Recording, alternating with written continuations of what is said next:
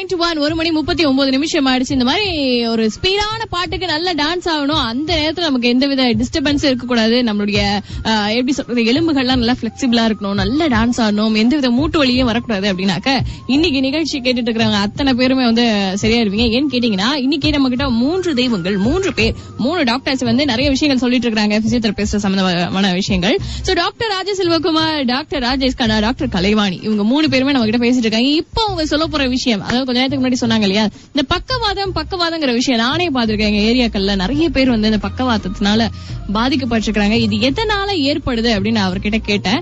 So இவர் சொன்னது என்னன்னா, உயர் ரத்த அழுத்தத்தினால ரத்த குழாய்கள் வந்து வெடிப்பு ஏற்படுறதுனாலயோ, ஹெமரேஜிக்னு சொல்லக்கூடிய ரத்த கசிவு, மூளைகள்ல ரத்த கசிவு ஏற்படுறதுனாலயோ, ரத்த பற்றாக்குறை, அதாவது மூளைக்கு தேவையான ஆக்சிஜன் கிடைக்காதனாலயோ வரக்கூடிய மூளை திசு சிதைவதான் வந்து என்ன சொல்றோம், நம்ம ஸ்ட்ரோக்னு சொல்றோம்.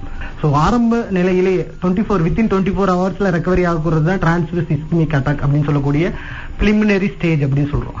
மோஸ்ட்லி வந்து பாத்தீங்கன்னா 50 இயர்ஸ்க்கு மேலதான் வந்து ஒரு 5 இயர்ஸ் பிஃபோரா வந்துட்டு இருந்ததுங்க. இப்ப வந்து பாத்தீங்கன்னா 30 இயர்ஸ் 25 இயர்ஸ்லயே வந்து ஹெமிப்ளீஜிக் வருது. அப்படின்னா மெயின் காரணம் வந்து பாத்தீங்கன்னா ஸ்ட்ரெஸ், டென்ஷன், தென் வந்து பாத்தீங்கன்னா பிபி ரைஸ் ஆகிறதுக்கான காரணங்கள் வந்து உணவு பழக்க வழக்கங்கள், ஆல்கஹாலிக்.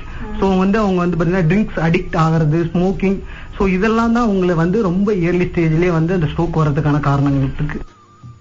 ஓகே, ஸ்ட்ரோக் வரதுக்கான காரணங்கள் சொல்லிட்டீங்க. இந்த பக்கவாதம் வந்துட்டா ஏன் வந்து பேச்செல்லாம் அவங்களுக்கு மாறிடுது, வாயெல்லாம் குளறுது, அதுக்கான காரணம் சொல்லுங்களேன் சார், நீங்க சொல்லுங்களேன்.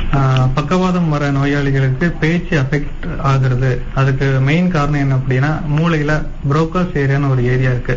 அந்த ஏரியால இருந்துதான் வந்து ஸ்பீச் வந்து ஆரிஜின் ஆகுது, பேச்சு. அந்த இடம் வந்து ரத்த ஓட்டம் கம்மி ஆகுறதுனாலோ இல்ல அந்த மூளைக்கு போகக்கூடிய ரத்த குழாயில வெடிப்பு ஏற்பட்டு அந்த புரோக்காஸ் ஏரியா பாதிக்கிறதுனால வரக்கூடிய ப்ராப்ளம் தான் அந்த குளோபல் அஃபேசியான்னு சொல்லுவாங்க. பேச்சு வந்து தொடங்க முடியாத பிரச்சனை. இதுக்கு வந்து ஸ்பீச் தெரபிஸ்ட் இருக்காங்க.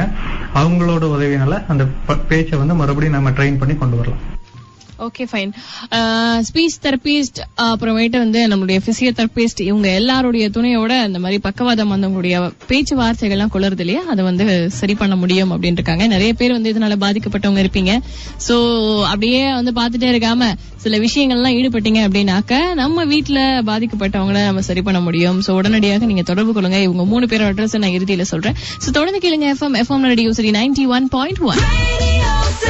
FM na Radio City 91.1.